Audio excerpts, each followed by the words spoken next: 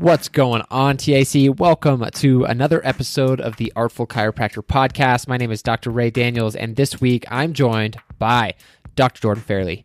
I am so happy to have him on. It's been a hot minute since his original podcast, and if you haven't heard that one yet, I would pause this one and go download that one just so you have a little bit more of a foundation. In this episode, we really just catch up in the beginning, and he shares some personal things that have happened to him recently and how he has had to overcome them by really setting boundaries and protecting his energy. And he's on the upswing, but he definitely got pushed, and he's been able to come out of it and use his training and become stronger through it all. So he really shares that story. So I'm so grateful that he dove into that because I think it's going to benefit all of us on multiple levels. But then we dive into priorities, and if we have all these different things going on, multiple priorities, we really don't have any because our focus and our energy and time is so spread out. So we go into that and really some systems and strategies that we can put in place to really narrow our focus. And he talks about the 10-year vision, the 3-year vision, 1 year, and then quarterly, and just having those systems in place to constantly be checking in. We talk about the camp in Puerto Rico and how more and more docs are just getting involved in KTC, and then the evolution into Equinox, and quite a bit more. So overall, I think you'll enjoy this conversation as we catch up and dive into a few different things. And without further ado, welcome to the podcast. Welcome back to the podcast, Dr. Jordan Fairley. Dr. Jordan Fairley, welcome back to the podcast, man. It's been a while.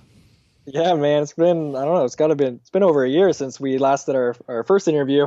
I gotta say, it's so cool seeing the script flip around last week, a week before when Lance interviewed you.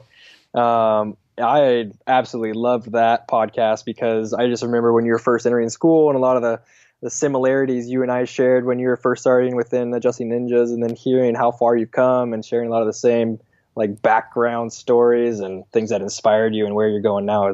That was really, really fun. But thanks, man. Yeah, I appreciate that.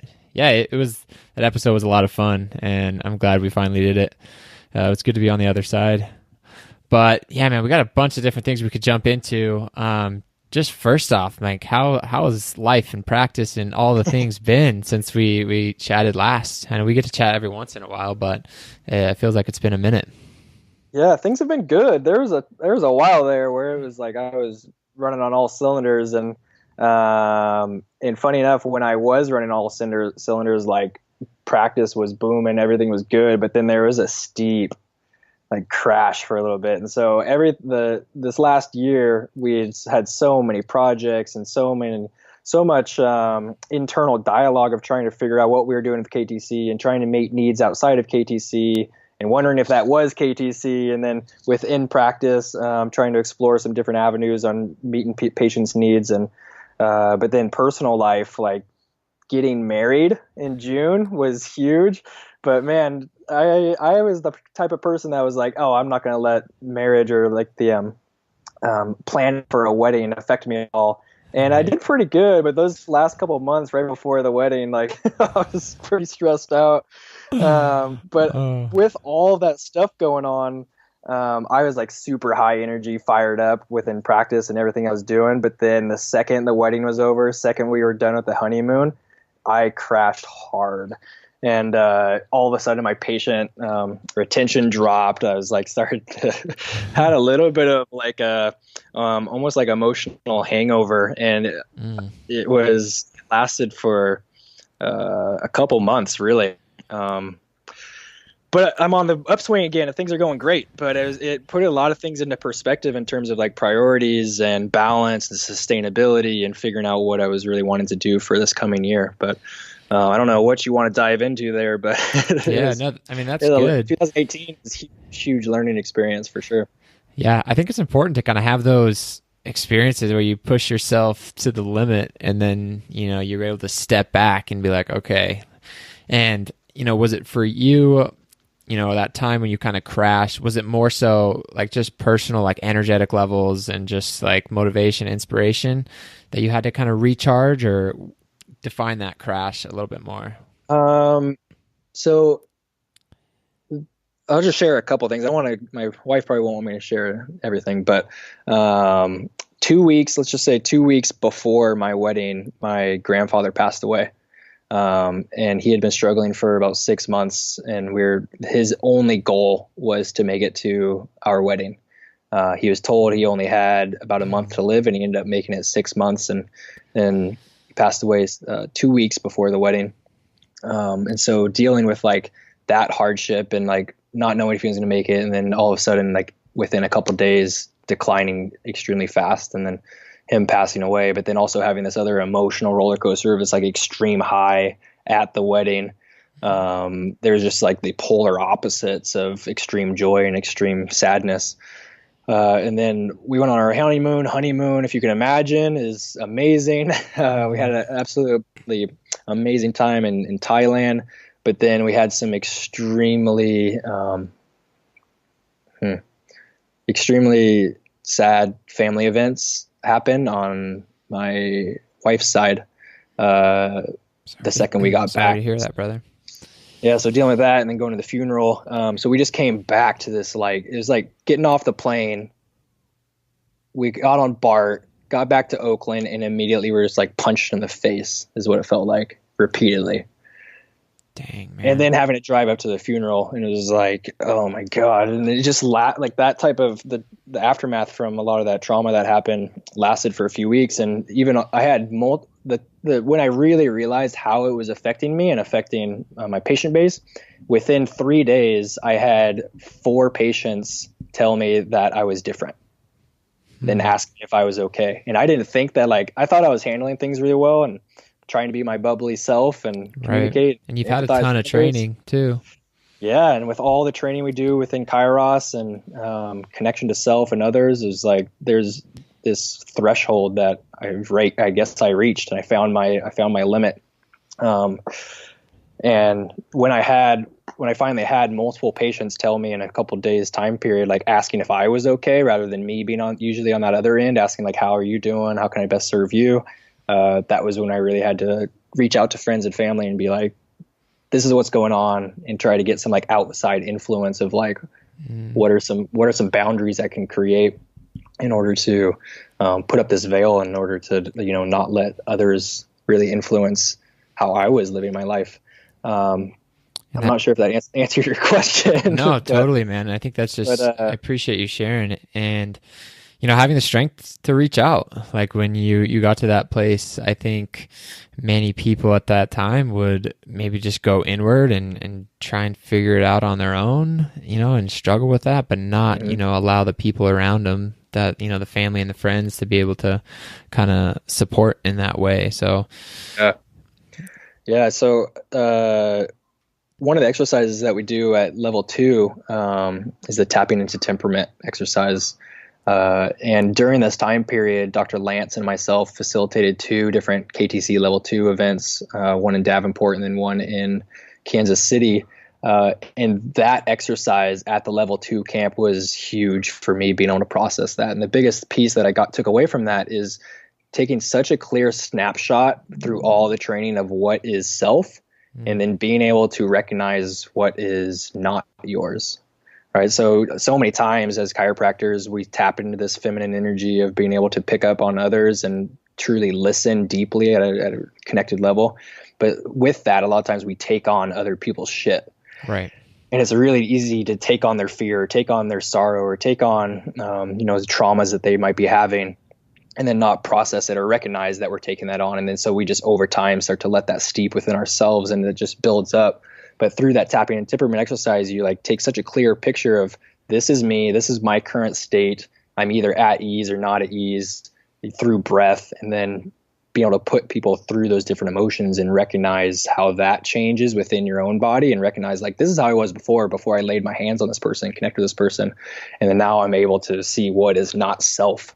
And so just by doing that, I was able to come back home to Oakland and recognize like how not only my patients were affecting me, but communication with my family members and communication with my friends who were having some struggles, and be able to use those lessons learned at level 2 to really like put up this veil, as Susan Rossi says, and be able to create that barrier. That's been huge the last 6 months.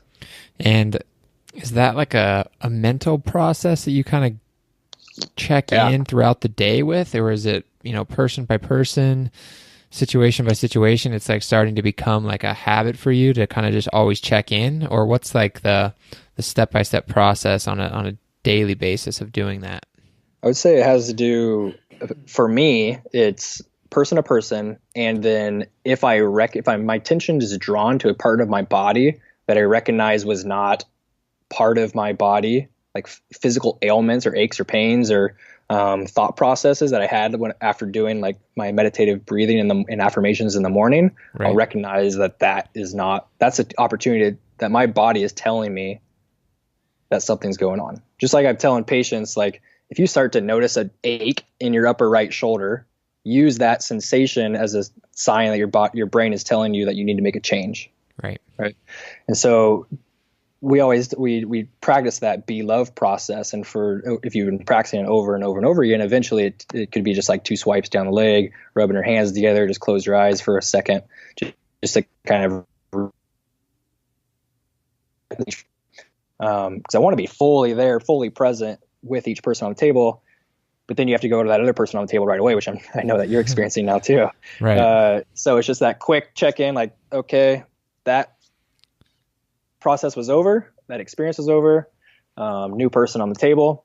But then, like I was just saying, if I start to notice later in the day, like I'm starting to hold a lot of tension or stress in my shoulders, or I'm starting to like constantly worry about something somebody said or something a friend or family member has been saying, I recognize like that's them, that's not me.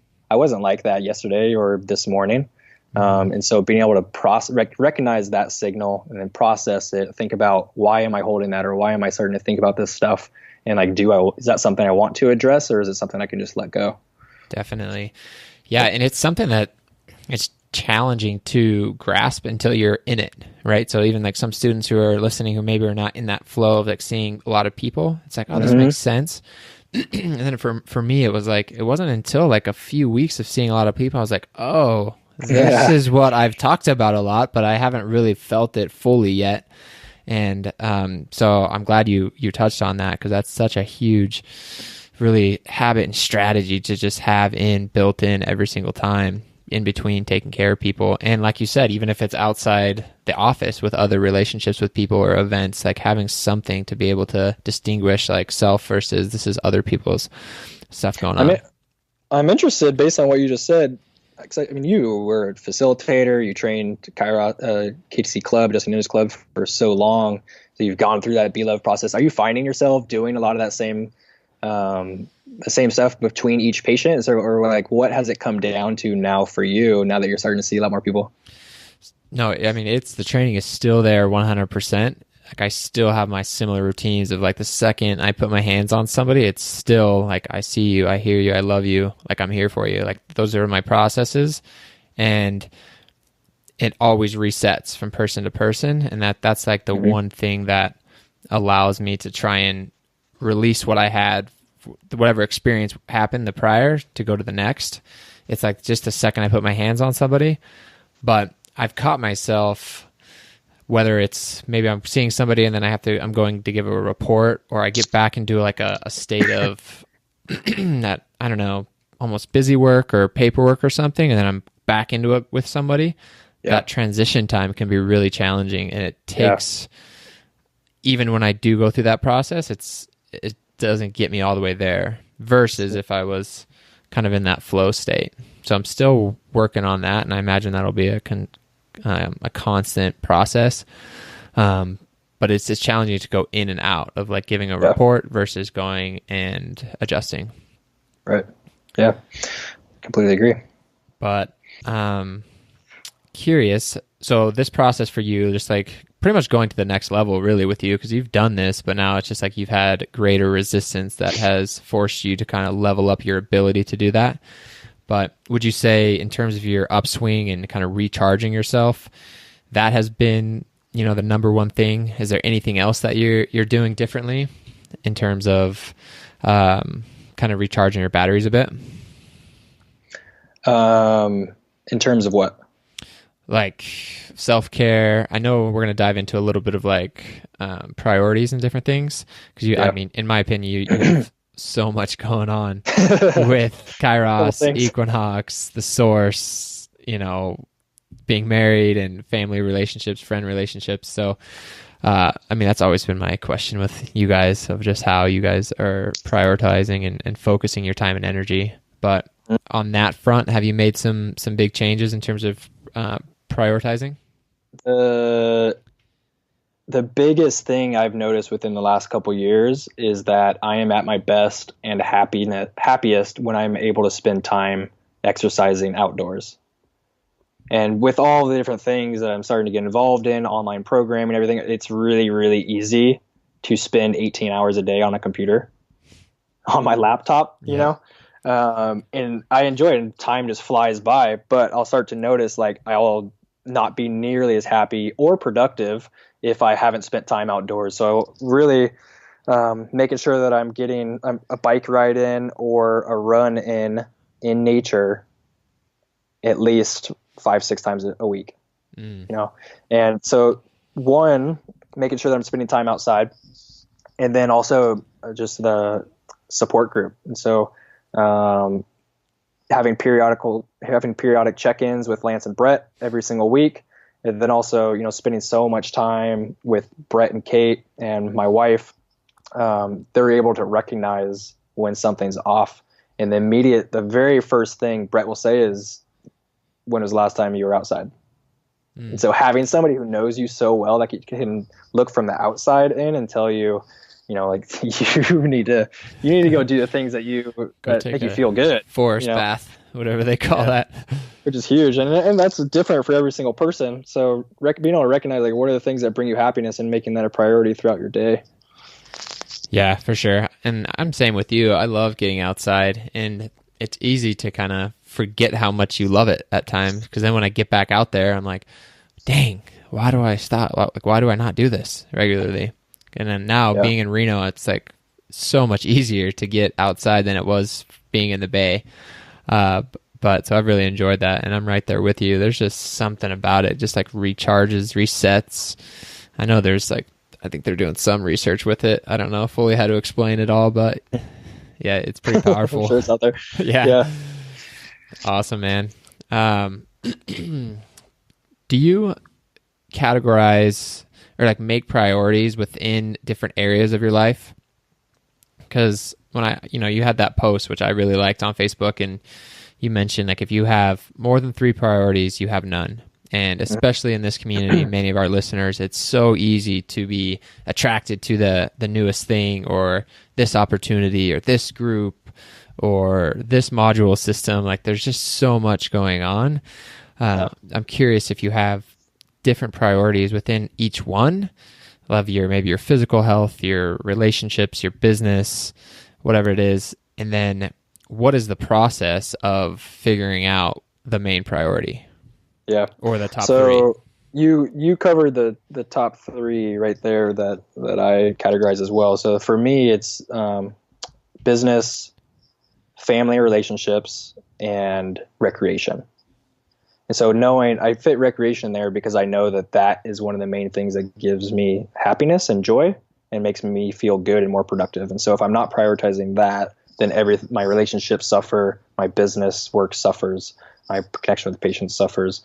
And so I categorize those into 3. And I first want to say, I first learned this from Lance while we were both in school together, because it tends to be the people who are facilitators for Kairos clubs on campus tend to be involved in everything. They're the go-getters. They're the people that are extremely out there and involved. Mm-hmm. And Lance was no different. He was involved in, I don't know, he was probably the president of 6 clubs while we were on campus, within WCCS and nonviolent communication and extremities and Kairos and TikTokers, also running up businesses. And I was like, dude, how are you alive and not just like completely burnt out? And he talked about this, having 3 priorities. And then I was like, well, look, seems like you're doing like 8 things or 9 things. And then he was like, well, you have 3 priorities within those 3 priorities, right? So for me, I first want to look at the big picture. So something I've been really interested in the last year is EOS symptoms. EOS is a system of vision and goal orientation within businesses. And so with using the EOS model, I'm able to look at like, what is my current big vision for 10 years from now, 3 years from now, and this next year? And then what I want to accomplish each quarter. And so if I have the vision of where I'm wanting to go, or what my life looks like within 10 years from now, and then what are my specific goals 3 years and 1 year out, I'm able to look at all these different influences or ideas that pop up on a daily basis and see, would those help me reach those goals? So from on my business end, it's the current big 3 priorities would be the Source Chiropractic. That's where I go and serve people. Kairos Training Culture, evolving the art of chiropractic for the training aspect. And then now with Equinox Chiropractic, being able to have people express their own artistry within the business and communication side of chiropractic. So it's like every single day I'm hit with different influences and people asking like, what do you think about this idea? What do you think about this idea? Lance just told me today, he's like, I have this guy who wants to be able to have you make some online programming for some fitness thing he's doing. It's like, okay, I have to look at that. Or then I'll wake up in the middle of the night like, oh, I could totally make this new program to serve patients, and hit up a couple friends like, hey, let's work. Easy to do that from a creative perspective. And when you surround yourself with more like visionary type people and you're the get shit done guy that they rely on, it's like, it's really easy to say yes to everything. But I've found that I have to look at how those pieces all fit together. So I named off the Source and Kairos and Equinox because when I look at how like everything funnels towards each other, they all fit and mold perfectly. But if I were to think about like something I've held off on, I'll talk about this. For the last 2 years, I've been thinking about wanting to do a run healthy online program. So programs to reach out to distance runners for sustainability, mobility, things for injury prevention.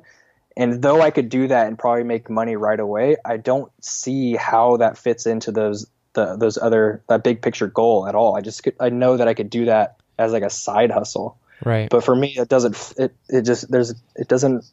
not a priority. Yep. So if I'm trying to put energy into things that aren't the priority, then that energy is being taken away from those other priorities. And like you said, when you have effort into one of those priorities, it supports them all. And I think they're so intertwined, those 3 that you mentioned, that's a huge thing to be able to do. Yeah, exactly. Because if I am putting energy into improving communication and collaboration and building Kairos training culture community, I know that the language that we use within Kairos and the level of artistry that people are attaining within Kairos are going to make the perfect candidates for when they graduate and want to know how to run the ins and outs of business. And so it's like that is the perfect funnel then to Equinox. Right? Totally. And likewise, what we're doing in Equinox for patient communication and everything would be fit perfectly for any sort of programming or how we're running our office. And what I'm learning within Equinox is like going to help me better serve the people at the source. And so it's like being able to, if I were to draw a picture and have like a circle here, source, circle here, Equinox, circle here, Kairos, and then see like how many pieces overlap, that makes it really easy to put energy into one and have it affect all of them. But if I have this little runner module over here, then I don't know. I just don't see how it would fit.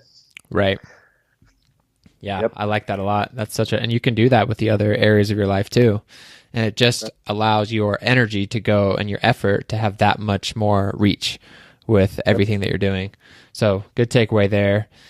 Do you have a system in place where you constantly maybe like check and balance the priorities? Like, do you ever like take a farther step back, look back at everything and see if you're still going in the direction? So that's what sometimes I've struggled with the 10-year goal, because it's like, in 5 years, is that still going to be the same? It's I love, sorry to interrupt you. Dr. Ian Davis Tremaine started the Success Principles group that I'm in. And 2 nights ago, he was talking about the difference between vision and goals. And he was talking about the setting a 10-year vision and not a 10-year goal. Because I have no idea what life influences are going to happen in the next 5 years even, where I'm going to be a completely different person in 10 years. If I think about 10 years ago from where I'm at now, I was 21, 22. My priorities in life and what I was wanting to accomplish and where I saw my future going back when I was 21 is vastly different than where I'm at now. Right. So looking at just kind of having the 10-year thing be more of a vision and being able to set my current goals to help meet that vision reality. But I don't know what's going to happen within that time period, and that vision might continue to change. Mm-hmm. But how do we continue to check in? I think using the EOS systems, we're doing quarterly check-ins. And so you're writing everything down, it has a nice spreadsheet, be able to lay things out on a nice, neat paper, pretty organized. And then every quarter I can revisit those, make sure I'm hitting those 90-day targets. And then also see, like, what did I achieve? What did I not achieve? Is that still a priority? Or did my goals change from there? Yeah. Yeah, that's important. And I got that a little bit when I was interviewing Dr. Suki, and he shared that a little bit of just like, it's a target, it's a vision, and, you can pivot at certain points, but it's just like having that thing that you're going for, and then really about who you become in that pursuit of that vision, and the journey is what it ends up becoming about. So yeah, I like that, man. Quick question on Equinox. Like, we've talked about it a little bit with Brett, but I'm curious just like some of your main takeaways and just kind of your insights on it. I haven't been able to dive into it yet, but I'm looking forward to it in the future. Just curious to how it's been for you and the biggest needs that it's meeting for the docs in the profession. Yeah. So far, everything that we have done within it, and talking to some of the head people at different schools, and the one time we were all able to get together and speak to a group of docs and students at LifeU, really is just solidifying the fact that this is going to be the perfect funnel or next step for people that are within the Kairos training culture community. The culture and community that we've developed within Kairos is extremely intentional with the language that we've developed over a profession. So I can just read a post online and know, like, are they within like the KTC community, using nonviolent communication, needs-based communication, and then recognizing that a lot of the systems and programs around the country for docs in the business realm were a little bit more on the you could say like pushy sales, manipulative strategies, or degeneration model. Mm-hmm. And that's totally fine. But what we really try and promote within Equinox is that no two people are alike, no two patients are alike, no two businesses are alike, and the wants and needs and desires of a business owner are not alike either. So everybody has the thought process of how they want to run their practice differently, and they're looking out of how they define success differently, right? Right. And so one of the cool things about Equinox is we have currently 8 different lead guides, or you could say lead facilitators, people running it as the mentors. And so they all have very successful practices. You could define that success completely different for each person. And our practice models are extremely different as well. But each person shares in that same common thread of the communication that we hold so dear within KTC. And so what we're trying to do is bring that needs-based nonviolent communication to the business side for how we're communicating with patients. Mm-hmm. What we've noticed so far is, so every single Monday night we have a live lesson with 2 of the docs. So they go live for 30 to 45 minutes discussing some type of topic. And then every single Wednesday we do a live Q&A. So everybody throughout the week has been asking questions. We answer those questions. So I have absolutely loved hearing from Dr. Lona Cook and Dr. Denisa Weber so far. I've recognized that one of my biggest needs for this coming year is to be more comfortable with seeing whole families and pediatrics. I haven't really seen that many pediatrics in the last year, and I didn't really know where to start in terms of like trying to tell parents the importance of getting their kids in care. And so some of the language that these women have been sharing and expressing within Equinox has been huge for my personal growth over the last couple of months. And then what we're looking to do with over the next year is we're going to be hosting 4 live events. And so if you were at the Artful Convention last year, that'll be a similar experience to what the the Equinox events will be like. And so they're all going to be based on different themes, based on the, I guess, medicine wheel. And so at each Equinox, we'll have this live get together and be able to have speakers on stage and breath work and experiences and movement and stuff like that as well. But do you have any other specific questions about it? No, that was a good overview. Just kind of really curious to kind of how you're, transitioning from Kairos into Equinox, but it just sounds like such a perfect segue for students who have been training within this mindset, and then they're looking for that next step as it relates more so to business and communication. So it's just going to be so awesome. From my role too, there was a lot of internal turmoil last year, 2018 within KTC, because what we noticed is that we, traveled all over the world. We did 60, 70 camps within a couple years, and we had thousands of people training within KTC, and they're exploring and developing, evolving their own artistry as doctors of chiropractic. And then all of a sudden, all these people were starting to graduate. Mm-hmm. And so the next need that was really obvious is the business and systems realm. Yeah. And so we started to talk about if we wanted to include that within KTC Special Ops. And then Brett and I created source systems. We're like, this is what we do, at least at the source that's congruent with everything that people are learning within KTC. But then it's really easy to go down that rabbit hole and with that create confusion of what KTC stands for. And KTC has always been about the personal development of the chiropractor and evolving the art of chiropractic. And so that at the end of this last year, we became extremely clear that KTC is not the business side, but we still wanted to meet that need. Right. And so we were able to bring all these amazing people together. And if people are wanting to find a system that reflects what they've been training on the artistry side for 3+ years, then so far Equinox is like the go-to spot that we're trying to create. Awesome, man. Nice work. Yep. And then speaking of docs, or students kind of going into the field, I know you had a ton of docs at the Puerto Rico camp. You said around 100 different docs at this camp, which is absolutely crazy. It has to be the largest amount yet that in any of the camps, I imagine. So what was that feel like? Because I'm curious what did that feel like? And then just being able to meet the needs of the students at a camp like that, and then the docs. And I know for the docs, it's probably a lot of new stuff, so those are similar in a lot of ways, but I'm like, to me, it seems like there's probably a knowledge gap between the two.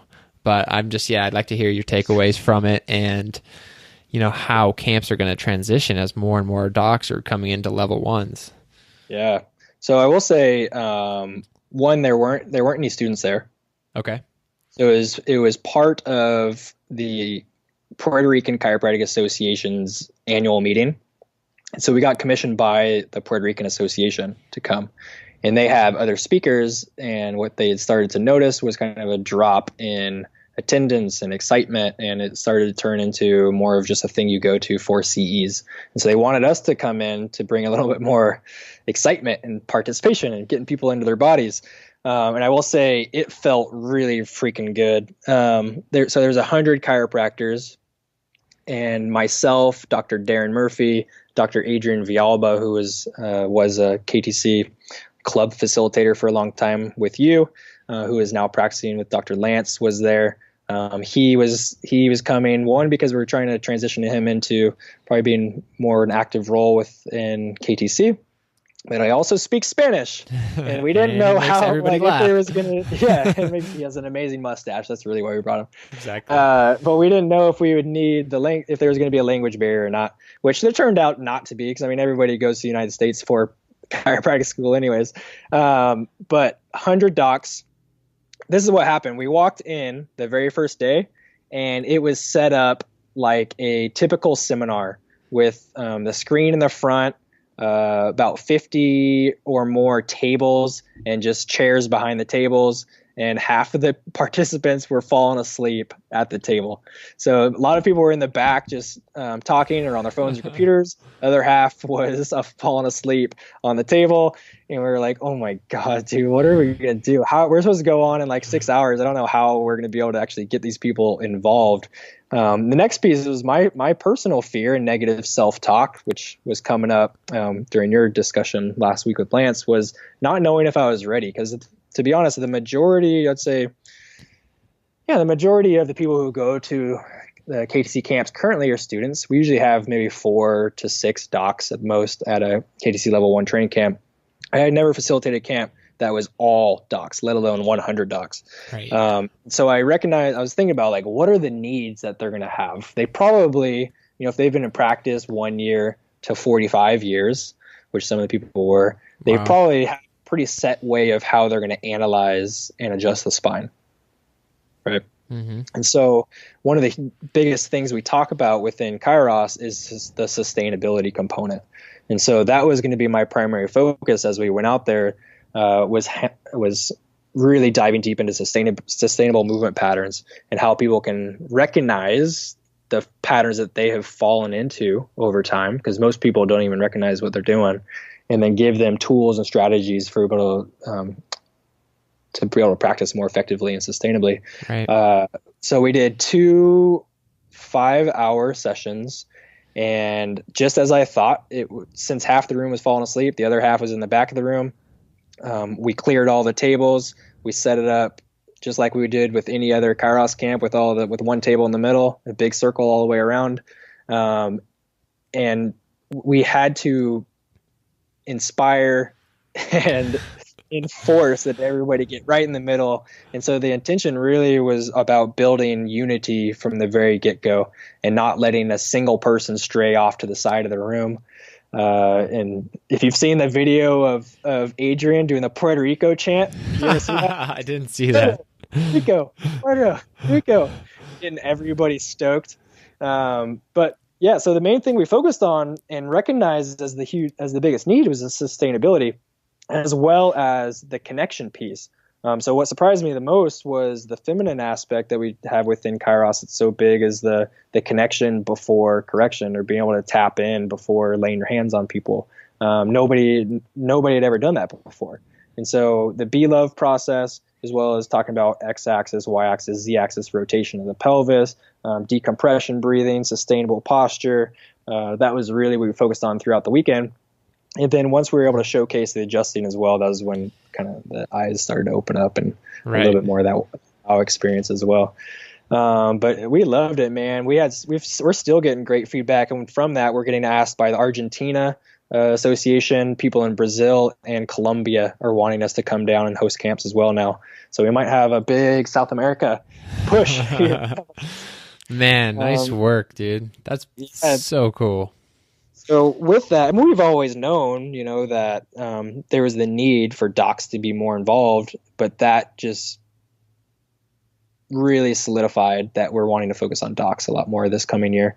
So we're going to be offering CEs at the majority of the level 1 camps this coming year. We're getting that finalized through Life West this week. And so docs can now send their associates who they want to get trained, or docs themselves can come to level 1 training camps this coming year and get 12 to 14 CE credits as well. Nice. Just recognizing like what we're doing is not just for students. It's something that continues even after you've finished school. And if you know anybody that has fallen into a specific pattern from years of adjusting 100 people a week, right. A Kairos camp is a great way to kind of reset things and get you fired back up for when you get back into the office. I totally agree. And I just think of those docs who went to this camp, maybe the ones who were in the back of the room falling asleep, just totally at a standstill in their career. And then having this experience, it could just totally save their entire career, get them sparked again, get them connected to such an amazing community, and put them on a whole new trajectory. So that's so awesome that you guys were down there, and the possibilities of what's ahead is just going to be awesome for them. But I think we covered quite a bit, man. This has been fun. This has been fun catching up with you. We're definitely not going to let it go as long till next time. That's not. Hopefully we can do more periodic check-ins of just like what's the state of the art of KTC and everything else too. Yeah, I would love that. But sweet, man. Anything, any final words for our listeners that you want to share? Well, the biggest thing that's been coming up with for me lately on the adjusting side is the continued need for exploration. For me, the last 6 months at least, it's really my adjusting has taken quite a big evolution in terms of just like exploration and artistry and creativity. And what I've found is the more familiar I've gotten with the fundamentals, now I'm able to explore the process of creating ease with two hands on people. So what that might look like is like recognizing a fascial distortion pattern where one ilium is up off the table, causing a QL to get tight. I'll hold that with one hand as I play with like lifting up another ilium or tractioning down from their heel with one arm, or having them move their head in certain ways, or adjusting with like prone lumbars with tractioning their heel using my foot. Nice. So it's like tractioning their heel down the table with my foot spread across, but then taking out fascial distortion and creating ease and do a prone lumbar adjustment. But the big activity, being able to see like how can I create more ease within the person and the body, and then put an impulse through, has been pretty big. So I just want to tell people like when you think you've covered all the fundamentals, take one hand away. And see how you can continue to explore and create even more, and just be creative with how you're trying to position people on the table and put in impulses and connect with people. I appreciate that, man. And that's just the evolution of the art and the creativity, and not getting stuck in those patterns as is easy to do at times. And you have to have that constant mindset or intention of like continuing to evolve in creativity and, new people, and trying to create a unique experience every single time you put your hands on somebody. Awesome, man. Thank you again for taking the time today. I really appreciate you, especially just sharing, some of the challenges that you've been through. Definitely sending some love your way. And it's just powerful. I know for me, it's just like, I know there's always ups and downs in life. And for our listeners, it's like, being able to hear this, what you shared today, and then be able to like anchor back to that when our listeners are going through something similar, it's going to be really powerful. So I appreciate you sharing that. Yeah. And thank you for sharing everything you did last week and continuing to connect with people on this. I know you're inspiring lots of people as they make that transition too, from student and facilitator to then doc world. But, for sure, man. So thank you. All right, buddy. We'll chat soon. All right. Take care, Ed. Bye.